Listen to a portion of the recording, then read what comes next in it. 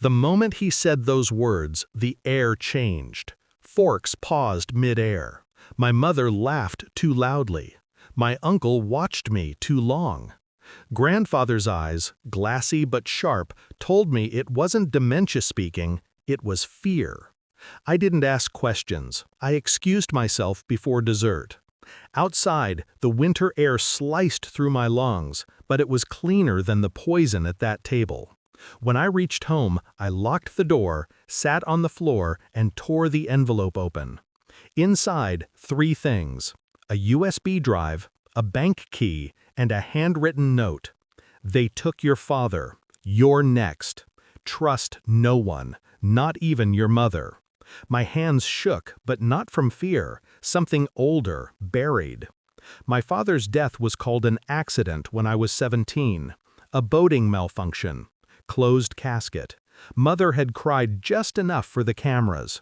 Uncle Paul handled the arrangements. And grandfather? He stopped speaking to everyone for a year. Now I understood why. The flash drive loaded an audio file. My father's voice, low, measured, recorded days before he died. If you're hearing this, they've made their move. The company's offshore accounts are being drained. Your mother's signature is on the transfers. Paul's handling the logistics. It's blood money, sweetheart. Leave when the time comes. The room tilted. My mother, my uncle, my family. They didn't just let him die, they built their empire on it. That night, I didn't sleep. Instead, I planned. Not revenge, not yet. Survival first. Grandfather said I had 24 hours. By dawn, I'd packed only what I needed: the drive, the key, my passport. I left my phone behind. The key belonged to a safe deposit box. Inside it, records, transactions, photocopies of signed documents, enough to sink a dynasty.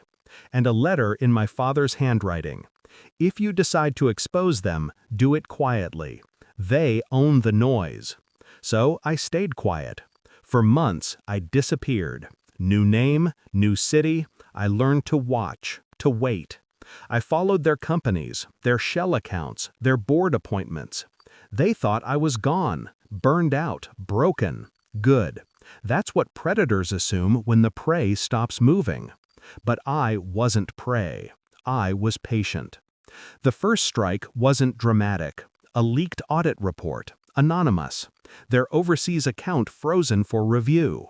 Paul blamed an intern. Mother scolded him over wine and oysters in the same restaurant where she used to take my father. The second strike came 3 weeks later. A data breach.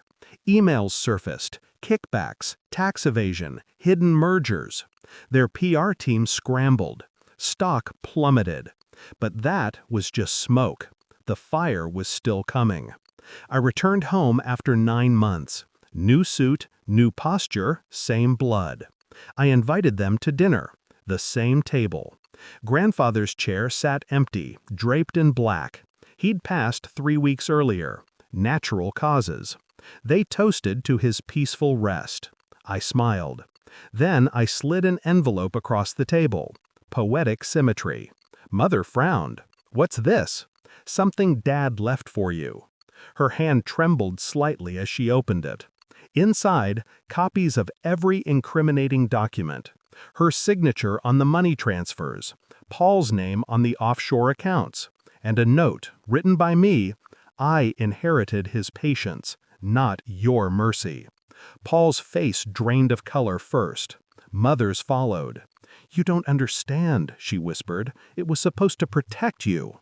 From what? The truth? They begged, explained, twisted. But I had already sent everything, to the authorities, to the media, to their board of directors.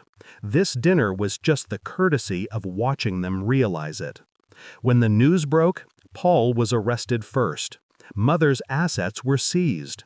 Her name, once polished in every magazine, became synonymous with fraud. She called me once. I didn't answer. I kept one photo, me, my father, and grandfather at the lake, the day before the accident. Now I see it clearly.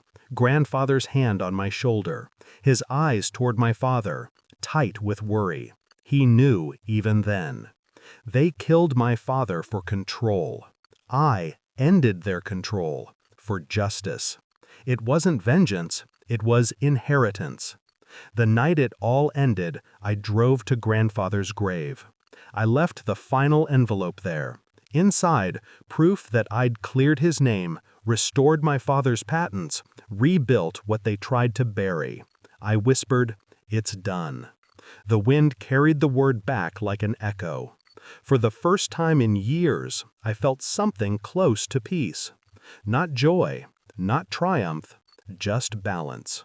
They thought they were watching me, but I was always watching them. And now, they finally saw what they made.